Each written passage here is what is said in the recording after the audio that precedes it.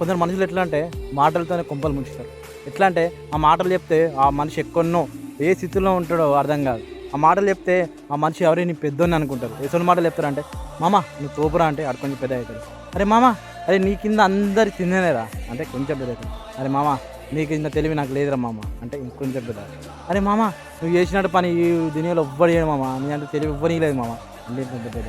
అరే మామ నువ్వు పైసా మొత్తం మా ఫ్రెండ్స్కి కలిసి పెడతావురా, అంత అదృష్టం దొరికినరా మా ఫ్రెండ్ అంటే అంటే ఇంకొంచెం పెద్ద. అరే నేను చెప్పుడు మాటలతోనే కొంపలు ముంచుతారా, అది గుర్తుంచుకో. అవసరాన్ని బట్టి ఇది మాటలు ఇస్తారు, దానికో నువ్వు పెద్దగా అరే నీ మంచోడు మంచోడు అంటే ఇట్లా పొంగిపోకి మొత్తం పైసలు నాశనం చేయకు.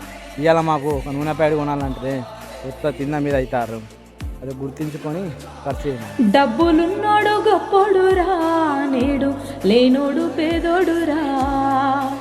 నీ ముందు నీ మాటరా మనిషి, నా ముందు నా మాటరా.